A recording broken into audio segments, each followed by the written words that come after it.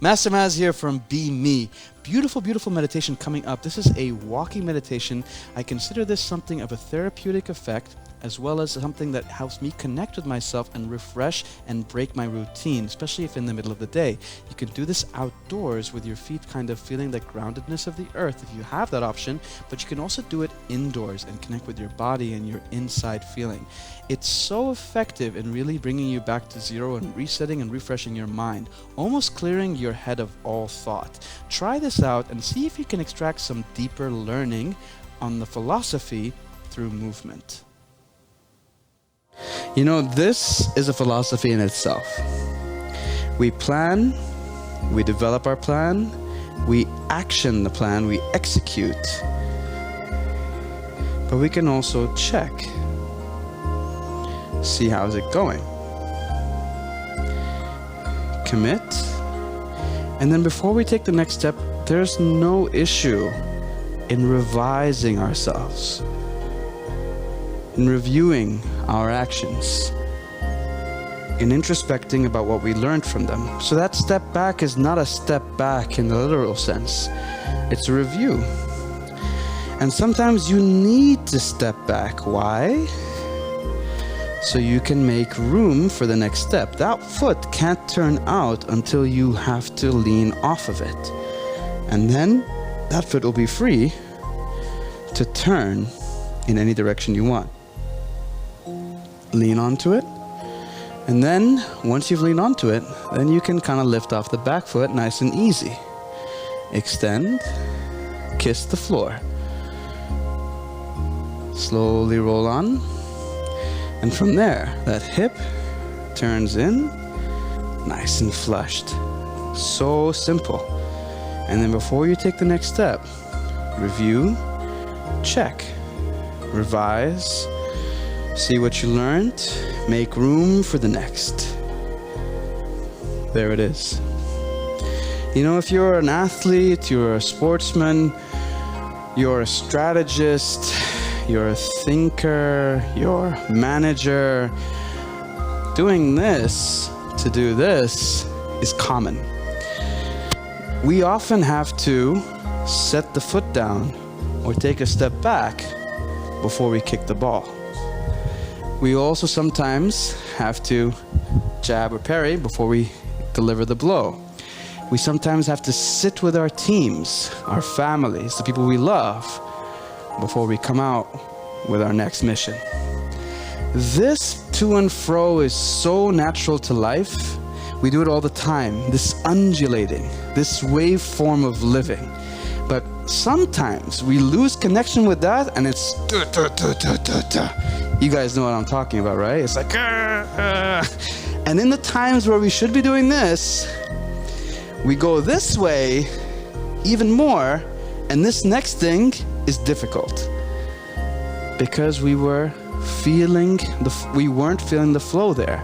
If we had felt and feel more connection with ourselves, it would make sense to do this. But rationally, intellectually, that's going backwards. That's not going forward. So we think we're failing ourselves. And that's when the head gets in the way and our ego inflates and we try to get ahead of ourselves because ourselves are back here. Our real selves are back here. So get back into flow, connect. Don't feel so ashamed or embarrassed of not progressing, not delivering your best every time, because this is your best in order to be back here to go boom over here. There you go. Let's do one more round of that walking meditation. Understand how this is the beauty about the meaning behind our KiGong style here in putting mind to the matter. Putting mind to the matter, right? So it's not about mind over matter. I want you to add meaning to the matter. It's not about what you do. It's the context in which you do it in. Where is your mind? How is your mind? If your mind is contemplative, introspective at every step, you're going to extract so much learning from this progress. It'll be a philosophy and a lifestyle for you. It won't just be, I feel better and I feel healthier, right? So this is as much for this as it is for the rest of here. Try and step out. Extend. Sit until that heel kisses the floor. I'll do less talking on this one. Roll, turn the hip, There. Turn out. Lean back. Boom. Lean onto it. Now you can lean off the other. Extend. Kiss the floor. Forward. Rolling on like a carpet. Turn the hip and the foot. Fully intent and committed. And now from here, you can turn back out. Roll off. On. Now that all the weight's here, this is nice and light. Boom. Rolling on. Turn the hip. So when you really go into a nice flow, you'll notice that your hands sometimes want to dance, right? And let them dance. Let them dance. Right? So I'm kind of doing the steps all together now. Stepping in, turning in, turning out with the front. I'm stepping in with the other leg, turning in and turning out. Great. Ever so easy, ever so light, beautiful, simple. Any practice with enough conditioning, with enough training, will look incredible. It'll look perfect. That's exactly the point of practice. You master these things by repeating them, by training yourself into them. And I'm only sharing the information in the mind so that your mind can integrate and align with your body. It helps sometimes to really extract meaning.